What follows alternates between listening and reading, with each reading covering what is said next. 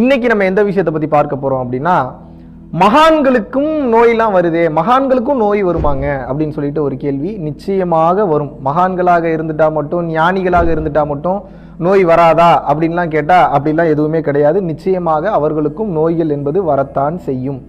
நோய்கள்னா நீங்க இப்போ ஜென்ரலாவே என்ன நினைச்சுக்கிறீங்கன்னா, இந்த யோக பயிற்சி, வாசி யோகமோ, நம்ம குண்டலினி யோகமோ, இல்ல ராஜ யோகமோ, பரம்பொருள் யோகமோ, கிரியா யோகமோ எது செஞ்சாலும் அது உங்கள் மனதை ஒருநிலைப்படுத்தி, மனதை பக்குவப்படுத்தி, ஆன்மாவோடு ஒன்றாக மாற்றி இந்த ஜீவாத்மா பரமாத்மாவோடு கொண்டு போய் சேர்ந்து அது மோட்சம் அல்லது முக்தி அப்படின்ற நிலை அடைவதை தான் பாத்தீங்கன்னா உச்சகட்ட நிலை என்று சொல்கின்றார்கள்.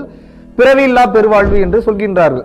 ஆனா இதுல ஒரு விஷயம் நீங்க கிளியரா என்ன புரிஞ்சுக்கணும் அப்படின்னு கேட்டீங்கன்னா, பல ஜென்மங்களாக இதுக்கு முன்னாடி வாழ்க்கையில நாம் செய்த அந்த பாவ புண்ணியம் இது இரண்டுமே ஒரே ஜென்மத்தில் அழிக்கப்படுகிறது. அதுதான் இந்த யோக உஷ்ணம் கிளம்பி, இந்த யோக உஷ்ணத்தினால் அந்த உஷ்ணமானது நமது சூட்சம ரீதியாகவும் ஸ்தூல ரீதியாகவும் இருக்கக்கூடிய அந்த கார்மிக் டெபாசிட்ஸ் சொல்லுவாங்க. கார்மிக் டெபாசிட்ஸ்னா என்ன? அந்த கர்ம பதிவுகளை அழிக்கிறது. அந்த கர்ம பதிவுகளை அழிக்க வேண்டும் என்றால் சுத்த உஷ்ணம் மேல் நோக்கி எழ வேண்டும். அந்த சுத்த உஷ்ணம் மேல் நோக்கி எழுந்தால்தான் நம்ம தலைக்குள் இருக்கக்கூடிய அந்த பதிவுகள் மொத்தமும் கொஞ்சம் கொஞ்சமாக அழிகிறது. அப்படின்னா அதுக்கு என்ன அர்த்தம்? அந்த கர்ம பதிவுகள் என்பது டெபாசிட்ஸா சேவ் ஆயிருக்கு. அந்த டெபாசிட்ஸ் காலி ஆகணும்னா சுத்த உஷ்ணம் கிளம்ப வேண்டும். அந்த சுத்த உஷ்ணம் கிளம்புகின்றது என்றால் நமது கர்ம பதிவுகள் அழிகின்றது என்று பொருள். அப்போ இதுக்கு அர்த்தம் என்னன்னா, நம்ம வாழ்க்கையில இப்போ இந்த ஜென்மத்துல ஒரு 100 மூட்டை பாவ புண்ணியத்தை நம்ம அனுபவிச்சு முடிக்கணும்னு ஒரு எக்ஸாம்பிளுக்கு இருக்குன்னு வச்சுக்கோங்க. இதுதான் பிராப்த கர்மாவாக இருக்கும். சஞ்சித கர்மால ஒரு 1000 மூட்டை இருக்கு அப்படின்னா 1000 மூட்டையில இருந்து 100 மூட்டையை எடுத்துட்டு நீங்க பிறக்கிறீங்க. இந்த ஜென்மத்துல மட்டும் 100 மூட்டையை நீங்க அனுபவிக்கணும், பாவத்தையும் புண்ணியத்தையும் நீங்க செஞ்சதுக்கு தகுந்த மாதிரி அனுபவிக்கணும்னு நீங்க வரீங்கன்னா, நீங்க எந்த பயிற்சியும், எந்த நல்லது எந்த கெட்டது, எந்த ஒரு யோகம் செய்யலன்னா இந்த பிறப்புக்கு உண்டானதை மட்டும் அனுபவிச்சுட்டு உங்களது உயிர் பிரியும். உயிர் பிரியும் போது மறுபடியும் அடுத்த பிறவி எடுப்பீங்க. மறுபடியும் அடுத்த பிறவிக்கு உண்டான உயிர் பிரியும். மறுபடியும் அதுக்கு அடுத்த பிறவி எடுப்பீங்க. மறுபடியும் அதுக்கு அடுத்த பிறவிக்கு உண்டான உயிர் பிரியும். இப்படியே ஒரு 100 ஜென்மமோ இல்ல 200 ஜென்மமோ இல்ல 300 ஜென்மமோ சொல்ல முடியாது. அது பட்டினத்தார் பாடின மாதிரி அம்மை எத்தனை எத்தனை அம்மையோ, பிள்ளைதான் எத்தனை எத்தனை பிள்ளையோ, எனக்கு எத்தனை அம்மா, எனக்கு எத்தனை அப்பா, எனக்கு எத்தனை குழந்தைங்க, எப்பா முடியலப்பா, எனக்கு இந்த பிறவி பலனை முடித்து விடு, இந்த பிறவி எனும் பெரும் சுழற்சியை முடித்து விடுன்னு தான் பட்டினத்தார் பாடுறார். இந்த மறுபிறவியை பற்றி, பிறப்பு மற்றும் இறப்பு எனும் சுழற்சியை பற்றி பேசாத சித்தர்களே கிடையாது. அப்படி இருக்கிறப்போ பல ஜென்ம கர்ம வினைகளை இப்போ சஞ்சித கர்மால ஒரு 1000 மூட்டை இருக்கு, 100 மூட்டை இப்ப நீங்க எடுத்துட்டு பிறக்கிறீங்கன்னா, யோகம் அல்லது தவம் நாம் செய்யும் போது இந்த 100 மூட்டையும் டோட்டலா காலி பண்ண முடியும். ஆனா யோகம் அல்லது தவம் செய்யாதவர்கள் என்ன பிரச்சனைனா, புதுசா ஆகாமிய கர்மான்னு ஒண்ணு சேர்ப்பாங்க. அப்ப 1000 மூட்டைன்றது மறுபடியும் 1100 ஆகும், 1200 ஆகும், 1500 ஆகும், ஜாஸ்தி ஆயிட்டு போகும். கம்மியாவதற்கு லேட் ஆகும். மறுபடியும் அவங்க இறை அருளால மறுபடியும் அந்த டோட்டலா அது காலி பண்றதுக்கு ஏதோ ஒரு உபதேசம் மூலியமாகவோ இல்ல ஃபியூச்சர்ல வேற ஜென்மங்கள் நாம் எடுக்கும் போது வேற ஏதாவது ஒரு வழிகாட்டுதல அதை முடிப்போம். பட் அதுக்கு ரொம்ப லேட் ஆகும். இந்த ஜென்மத்திலேயே நாம் முடிக்க வேண்டும் என்று நினைக்கும் போது இந்த 100 மூட்டையும் காலியாகும். போதா குறைக்கு இந்த 1000ல 100 இப்ப காலி பண்ணிட்டோம், மீதி ஒரு 900 இருக்கு அப்படின்னா அது அடுத்தடுத்த ஜென்மத்துல இருக்குன்னு வச்சுக்கோங்க. அதுவும் சேர்த்து இந்த ஜென்மத்திலே வர ஆரம்பிக்கும்.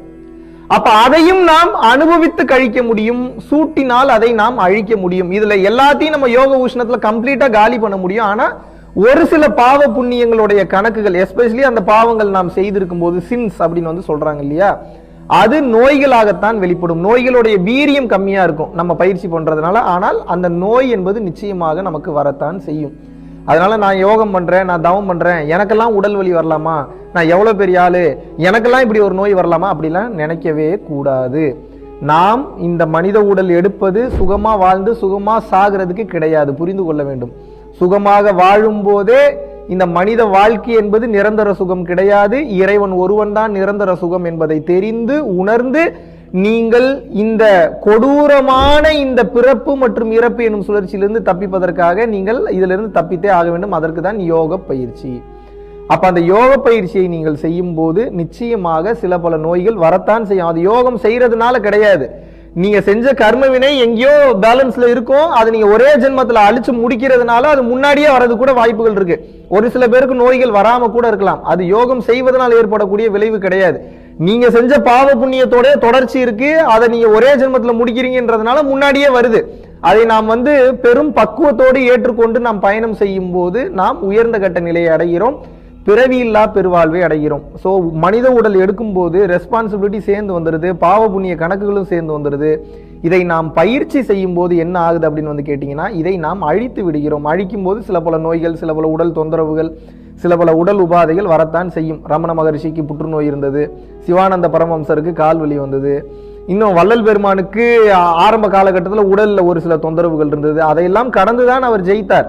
இன்னும் வந்து பாத்தீங்கன்னா அகத்தியருக்கு சில உடல் பிரச்சனைகள் வந்தது. இன்னும் அந்த காலத்துல இருந்த சித்தர்களோட பாடல்கள்லாம் நம்ம படிக்கும்போது தெரியும், காலையில எல்லாம் தவம் பண்ணாங்கன்னா உடல் உஷ்ணம் தாங்க முடியாம அவங்க வந்து மோஷன்ல ப்ராப்ளம் வந்தது. அப்ப அதுக்காக தான் சித்த மருத்துவத்தை கண்டுபிடிக்கிறாங்க. எந்த இலையை சாப்பிட்டா அது சரியாகும், எந்த பொருளை சாப்பிட்டா அது சரியாகும், இந்த மருத்துவத்தையே அதனால் தான் கண்டுபிடித்தார்கள்.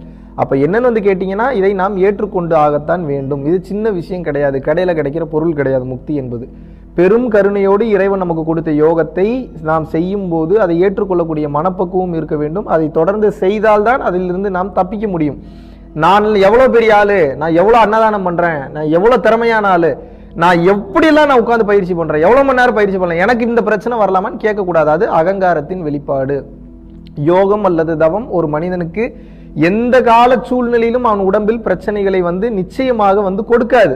ஏன்னா நம்ம செய்ததற்குண்டான விளைவுகளை அது வெளியேற்றுகிறது. அப்போ அது வெளியேறும் போது பல ஜென்மமா நம்ம கஷ்டப்படுறதுக்கு ஒரே ஜென்மத்தில் நாம் அதை அனுபவித்து முடித்து விடலாம். இதுல இன்னும் ஒரு பெரிய பிளஸ்ன்னு வந்து கேட்டீங்கன்னா, இப்போ காலம் இப்ப கலியுகம் வரைக்கும் வந்துட்டதுனால அந்த காலத்துல சித்தர்கள் கஷ்டப்பட்ட அந்த கஷ்டம் நம்ம பட தேவையில்ல. பல சித்தர்களோட குறிப்புகள் நமக்கு கிடைச்சிருச்சு, சித்த மருத்துவம் வந்துருச்சு. நம்ம வீட்டில் கிடைக்கக்கூடிய பொருட்கள் இல்ல மூலிகையில வச்சே நம்ம உடம்பை எப்படி நாம் விரைவாக குணப்படுத்தி கொள்ளலாம் அப்படின்றத பத்தி இப்ப நிறைய வீடியோஸ் நம்ம பேசியிருக்கோம். சித்த மருத்துவத்தை நாம் அணுகும் போது நம் உடம்பில் ஏற்படக்கூடிய அந்த உடல் தொந்தரவுகள்ல இருந்து நம்மளால ஈஸியா வந்து வெளியே வந்துட முடியும். ஒன்றும் இல்லை, ஒரு நாளைக்கு 2 வேளை குளிக்கிறது, அந்த ஹீட்டை எப்படி கண்ட்ரோல் பண்ணணுன்றதுக்கு உண்டான விஷயங்கள், இளநீர் சாப்பிட்றது, மோர் குடிக்கிறது, இந்த மாதிரியான விஷயங்கள் நாம் ரெகுலரா பண்ணும்போது உடல் உஷ்ணத்தை நம்மால் கடந்து செல்ல முடிகிறது. இதை கடந்த நிலையில மகான்களுக்கு நோய் வருமானு கேட்டா கண்டிப்பாக வரும். பெரிய பெரிய ஆட்களுக்கே வந்தது, நமக்கு வராம இருக்கிறதுன்றதெல்லாம் வாய்ப்பே கிடையாது. நிச்சயமாக வந்தே தீரும் அப்படின்னு சொல்ல முடியாது. அவரவர் செய்த பாவ புண்ணியங்களுக்கு தகுந்தாற் போல ஒவ்வொருத்தவங்களோட உடல் சீதோஷ்ண நிலைக்கு தகுந்தாற் போல அதை வந்து ரிஃப்ளெக்ட் பண்ணும். நன்றி, வணக்கம்.